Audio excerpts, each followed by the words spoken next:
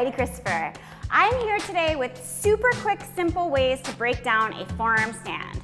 So look, if you're having trouble with inversions, these are some really easy tips that make them easy. Yay! Okay, so a couple ways that you can help yourself learn forearm stand is by using Yogi's best friends, props.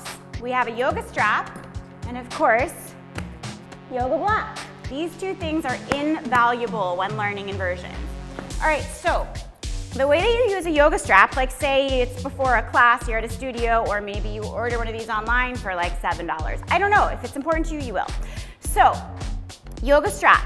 You take the strap through the bottom loop, and then you loop it around that middle loop, under the top loop, and that's how you can pull it tight, okay? That's how things stay. You need a shoulder's distance between your elbows to be consistent in your forearm stand. This is what lines you up the best. It's sort of like a building. You know, buildings have no effort to stand because they have the proper base and all the proper alignment. So you want to be like a building in that you have everything aligned properly, not like you're stiff or static like a building because you should breathe and move. But get your shoulder's distance, and then once you have this shoulder's distance, you will take your strap and keep adjusting it until your strap keeps your arms, your shoulders distance. So like, see, this is still a little lax for me. So I would pull it in just a little more, you know, trial and error. And that is my shoulders distance. So one of the biggest things I see that people have trouble with in their forearm stand is they go to do it, they start like this, and the second they go up, it's like, bleh.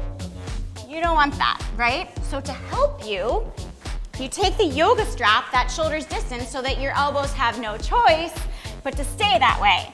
So you can tuck your toes, lift your hips, and then of course it's these tiny, tiny little hops until you lift yourself up if you have really open hamstrings and back, which is why we did that whole 30-minute forearm stand flow.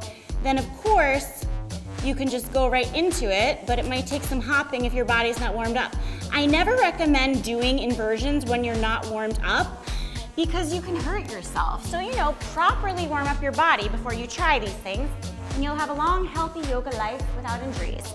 All right, so yoga block is basically the opposite of what the strap does, okay? So you take your thumb and your forefinger around the block. It's like you're framing something, you know. So, forearm and thumbs to the block, and what that helps you does is keep everything pulling in. And so if you're holding onto the block, it's almost impossible to go like this because then you would let go of the block. So don't let go of the block, it's important. All right, foundation, remember, like a building. So here you go, you are holding the block, you walk your feet in, and most people are shocked at how easy a forearm stand feels when they're using one of these two props to lift themselves up. The only problem that I sometimes have with the blocks, because this is like a half block that I'm holding, so, oh, and again, keep your legs split if you're new to forearm stand because it's much easier to balance because then you can sort of pull yourself one way, pull yourself the other, and sort of keep finding your center. Whereas if you put your legs straight up, you have a lot less flexibility of going forwards and back without sort of toppling over, right? So you're holding onto the block, you're keeping your legs split, and you're breathing. And those are just two different ways that you can learn forearm stand super easily. Another thing that I like to do in my workshops when people are learning forearm stand for the first time is to take them through a forearm scorpion.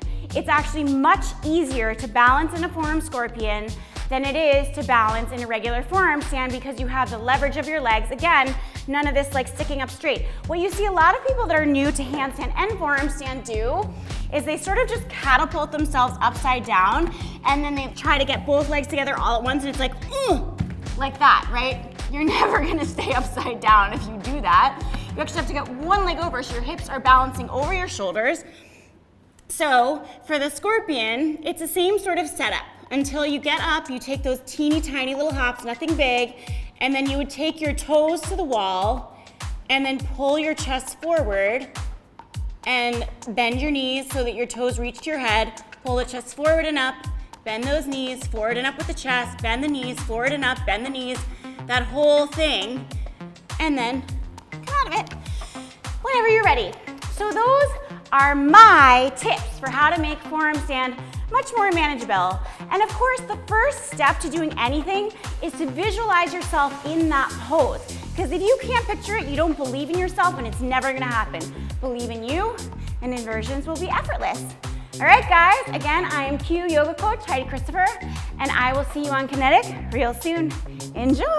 Bye, guys.